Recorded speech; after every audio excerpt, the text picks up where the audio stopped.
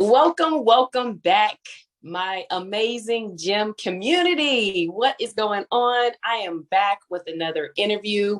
I'm super excited about this one, y'all. We have a dynamic queen that is getting ready to spill some gems. So I hope you ladies are ready. I hope y'all are listening. I hope you have your pad and your pen to take some notes because what she's getting ready to bring to us is about to be dynamic. So who are we?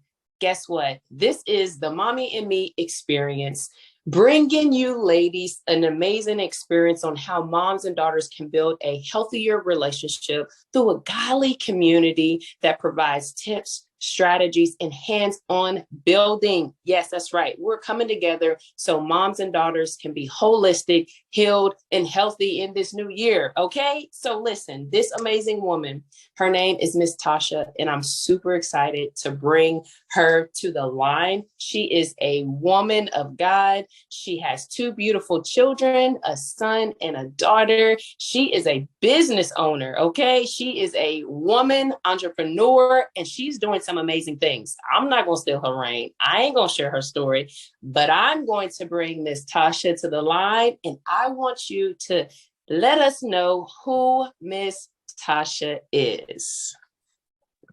Hey everyone, my name is Tasha. I am located in the DMV on the Maryland side. And like Ms. Hall said, that I am a mom of two. I've told her before, I am a seasoned mom. So I have some older kids. My daughter is 22 years old, and I have a son who is 17 years old. I am also a small business owner, as she's mentioned. I have a financial boutique.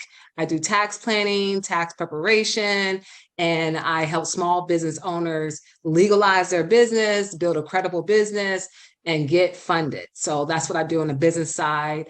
And I just love to have a good time. I'm all about enjoying life and just, spreading positive energy everywhere. Yes, I love that. I love that you have so much value to bring. So many people need to know exactly what it is that you're doing, especially in this community of women that we're building up, right? Women, we pretty much do it all. Let's be honest, right? So we can have the business lifestyle as well as being able to balance who we are as women. So that brings me to the first question. How was you and your mother's relationship? Because we're talking about building a healthy relationship with our moms as well as with our daughters. So did you have a great relationship with your mother growing up?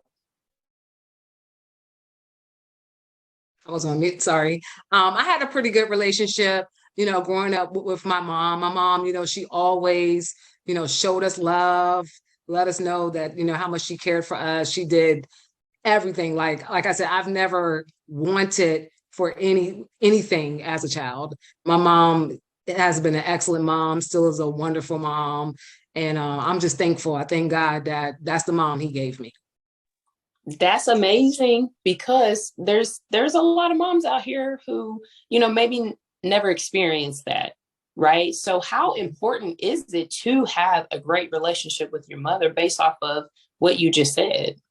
It's very important to have a great relationship with your mother because that's going to help you become a better mother as well. I know I have several friends and people that I've been to events, and one thing that comes up is the childhood trauma from their mom. So it's very important to have a good relationship with your mother to help you become a better mother as well.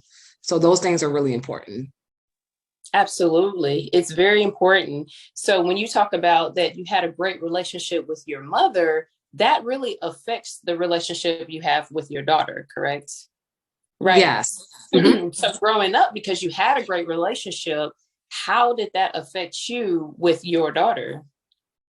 Same thing, like with my daughter, just everything that my mom taught me. Now, the only thing I would say that wasn't great, and I don't want to say it wasn't great, the strong mother, the strong Black woman, the strong mother thing, right? Um, it's like kind of two sides to that. And that's what I was raised and taught, you're independent, you don't rely on anybody for anything. you do everything on your own. You got this. So that's the only thing I could say that wasn't the best. And because I was taught that, I automatically, that's just how I do things.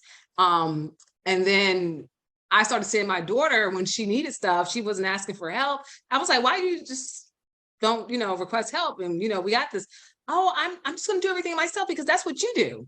And I'm like, oh my gosh, like, you Wow. know, so that's the only thing I would say that wasn't the best. And of course, a few years ago when I realized like this is not healthy, this is not a good thing, trying to do everything on your own and be the strong woman, the strong mom. And I was a single mom. Well, I still am a single mom with my kids. So it's like, I don't, if you're not going to help, I'm not going to press you out to help and do things like that. But yeah, so that would be the only thing that I say wasn't the best thing. But outside of that, my mom, like I said, she did the best that she the best that she could. And she made sure we had pretty much everything. We didn't have to want for anything. And that's the same thing I've done for my kids. And she just instilled value in us, believe and trust in God. That was number one. And that's the same thing I've done with my kids as well as my daughter. Just being supportive. She was always rooting for us, pushing us. Same thing with my kids. I think I pushed my kids way harder than my mom pushed us or me, because I was one of those kids where you didn't have to tell me like twice. I'm going to listen. I'm going to do it. I'm going to get it done. One thing about me, I'm a very loyal person. And if I say I'm going to do something, I'm going to do it. If I set a goal for something, I'm going to stick to it. And accountability is big. So I definitely hold my kids accountable for whatever they say they want to do. I'm gonna stay on top of them like white on rice. Unlike my mom, she was like, okay, well, she was a little bit more lenient, but not me. So Wow. Now you just said a mouthful right there. So we're gonna have to rewind just a little bit right quick. Okay. On the strong woman, the strong Black woman. Listen, I totally understand that. Okay. Because that is something that, like you said, like your daughter saw you doing the exact same thing. So one question that came to mind was your mother like raising, like, was she a single mom as well? no, my mom's been married 3 times. So no, my mother pretty much, okay, I don't know how to say this. Um, yeah, I mean, you could say she was like the married single mom. Do you know what I'm talking about? I do. I know Because exactly what you're talking about. she was like the married single mom. Like she had a husband, but okay, outside of her current husband, which is my dad. I call him he's been there since I was 13. But before my dad, her current husband, my mom, she she was a single wife. I don't know how to, I think you understand what I'm saying. So it's I like do. her husband, he provided financially, but she did everything else. He literally like, here's the money. She handled it all. So if something would have happened and he had to take charge, he wouldn't know what to do. So that's what I saw. Like she handled it all. I mean, till this day, even like now, and she's 70 and my dad is 72. She still does everything. And he's like, and she was like, you know what? You're not gonna know what to do with something, God forbid, if something happens, you're gonna be so lost. I need to teach you how to start doing, how to pay the bills and stuff like that. So and she's still like that today. I think she's a little bit controlling in that area. But she growing up, she was like the strong single Black mom, even though she was married. And that's what I learned. So I learned, again, growing up, you do everything on your own. If you have your husband, he's going to provide for you financially. There's no ifs, ands, or buts about that. If he can't do that, then he has to go. So Now that's that's crucial too. yeah. So that's one thing I did learn growing up. Now I did not with my children. I did not teach them that. They saw the strong mom doing everything on her own. Like I didn't have a husband, I didn't have a man. You know, one thing about me, like I didn't bring men. Like they just started seeing somebody. Well, I'm not dating. Well, with the last person I dated, and they're like older. Like I just didn't do that with them being young, bringing men around them. But yeah, so they pretty much see me do everything on my own, and they think that's how it's done. And I'm like, no, if you need help, request help. And that really affected me last year. As you know, I had got pretty sick. And that's when I had to reach out and say, hey, I need some help. So that's when I really had my breakdown and say, okay, Tasha, you can't do it on your own. This is a time where you're going to need to get help. Absolutely, because we do need help, right? And I totally understand, being married, but even though you are married doesn't mean that you have to do everything, because that's why you're married, because it's a partnership, right? And just because the husband goes and he makes the money doesn't mean that the wife has to take care of everything. So do you think that that is a healthy balance? Yeah, it should, yeah, the wife definitely doesn't have to take care of everything just because the husband is making the money.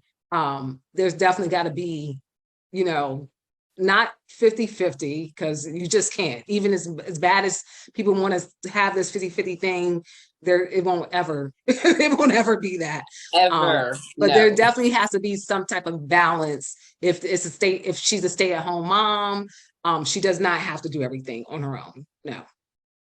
Absolutely. So I think you said something key, and that's asking for help. So if there is a single mom out there listening, or even a mom that's married right now, that finds herself having to do everything, how can she kind of find that, 20-80, 75-30, balance to where she can still, find herself and make sure she's loving on herself, have that balance, between the children that she has as well as her spouse or not her spouse. Mm-hmm. So if she does have a spouse, she definitely needs to talk to her spouse about that, about getting that extra time that she needs to be able to balance those things out. If she is a single mom, she needs to reach out to her village, and see how they can help her to get that extra time she needs to get that balance. And if you don't have a village, you're going to have to create one. You're going to have to find one. And they're out there. We have this group. You can start with that too. Yes, absolutely. That's why we have this amazing community for women to be able to be a part of, so that they don't feel excluded or they don't feel alone. This is what this community is all about. We need each other. We need each other's support. We need each other's feedback. We need each other's encouragement and inspiration.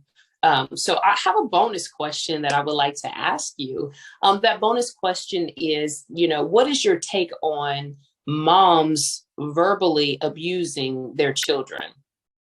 It's horrible. It's not good. And if they're doing that to the child from a very young age, the child's going to think that's normal. They're going to think that's normal. They're going to think toxic is love. And then when they become an adult, they're going to look at, if you're not treating me a certain way, then you don't love me, and things like that. So it just creates trauma. So verbally abusing your children is just as bad as physically abusing them. It's probably worse, actually, because everything starts here. Everything starts in the mindset. So it's horrible. So if there's anybody that's doing that, and I could say I've said a few things to my kids when they got out of control, and had to go back and apologize. But yeah, it's not good. It's not good, and it could definitely cause a lot of trauma that can just haunt them into their adulthood, forever, if they don't get help with it. So that's definitely a no-no. That's really good. You said something that was crucial. You said that even you have had a choice words or two, for your children. I think we all have, including myself. And it's like, we want to be able to teach our daughters how to carry themselves, having the proper characteristics, walking uprightly, mind, body, and spirit.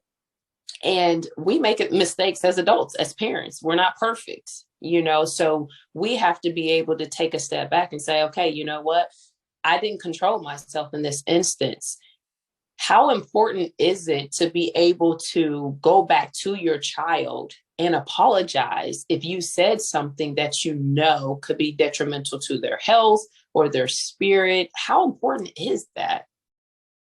It's super important, and I had to learn that. It took me a minute to, because it's like I'm the mom, you're the child, and you're gonna listen, and because you're little and I'm big, So it's super important to go back and apologize to them, because it's all about respect. You want them to respect you, you have to respect them, even though they're little people. You still have to respect them, and that's what you're teaching. You're teaching respect. So it's very important to go back. If you did something wrong, and if you did something that's detrimental, go back and say, hey, I'm sorry I said that. This is why I did it, and it won't happen again. And, come up with a game plan, because you can say, I'm sorry, and go back and do it again. So kind of have a little game plan and let them know, I'm better than this. This is not the person I am. And also, when your kids get out of control and they start wilding out, you let them know, you're better than this. This is not you.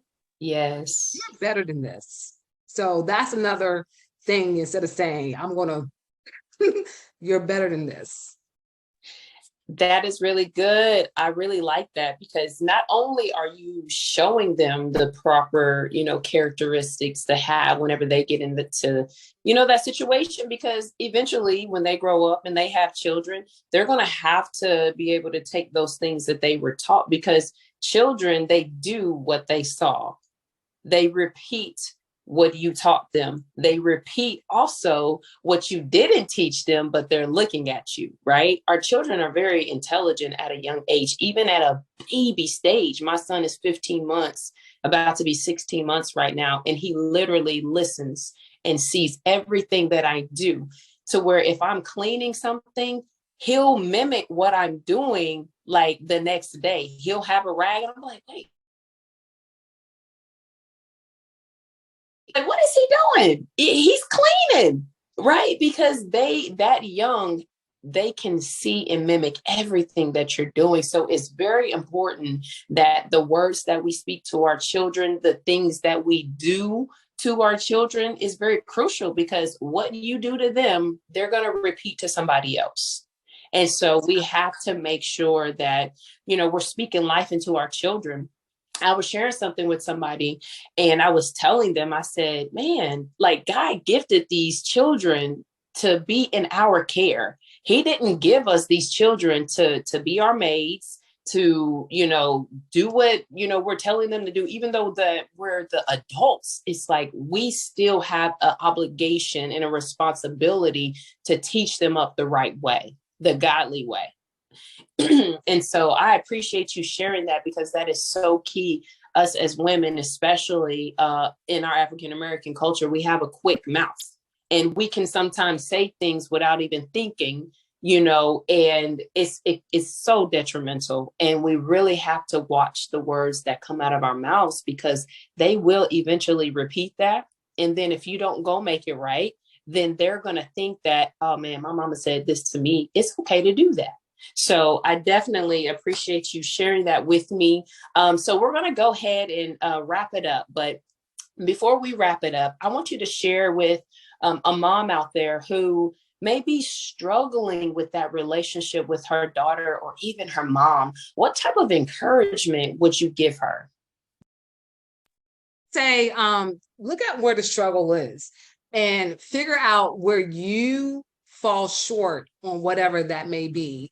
Look at what you can possibly do better with that. And another good thing to do is, if you want to get closer with your mother, your daughter, set a mommy and daughter date.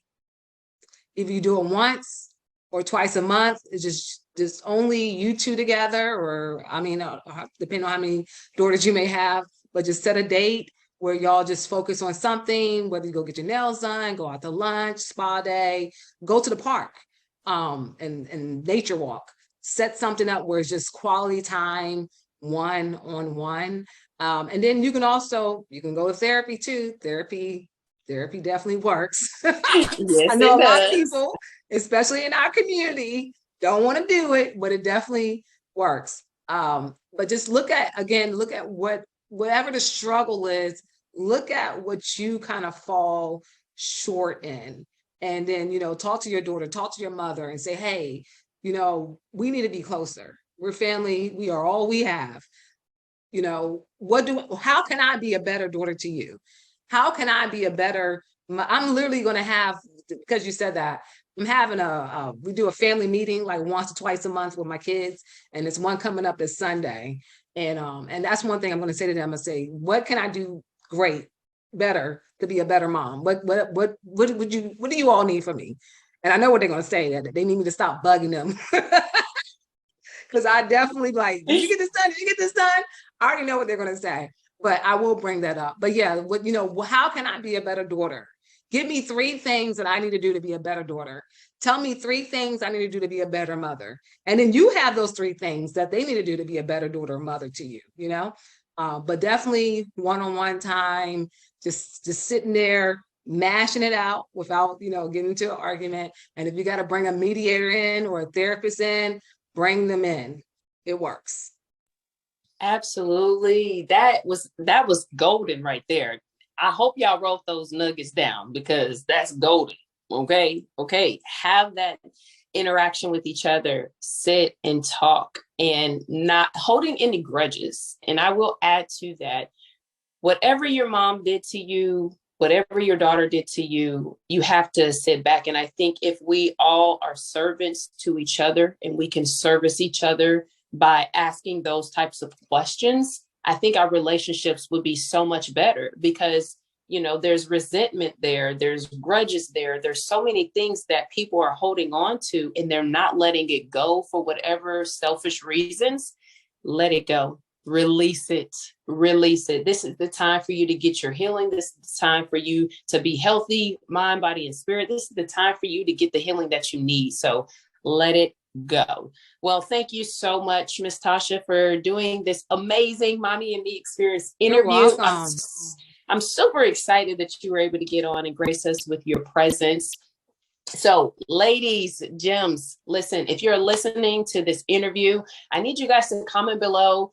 Tell Miss Tasha that she did an amazing job. Make sure you guys share this with your other moms. They need to hear these types of stories. If you know a mom that is struggling to have a better relationship with her mom and or her daughter, listen, share these amazing interviews with them, because there is hope. Okay, there is hope. Let me tell you, God is an amazing God and he will make it happen. But you first have to put in the footwork. You first have to forgive yourself. You first have to forgive your mom. You first have to forgive your daughter, whatever the case may be. But there is hope. Okay, so hold on to that hope.